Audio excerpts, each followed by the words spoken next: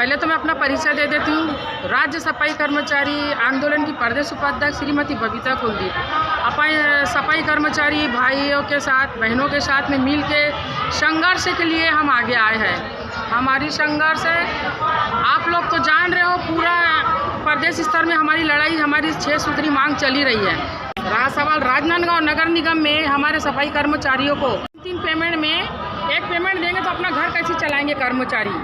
जैसे परमानेंट कर्मचारी, master role कर्मचारी अपने वेतन को लेते हुए हर माह अपना घर जैसे चला रहे हैं, वैसे मेरी व्यक्तिगत अपना कहना है कि हमारे प्लेसमेंट कर्मचारी को भी हर माह हमारे साथ वेतन मिले, ताकि क्योंकि बराबर से वो भी काम करते हैं ना, भगवा मजदूर के जैसी मेहनत करते हैं प्लेसमेंट कर्मचारी।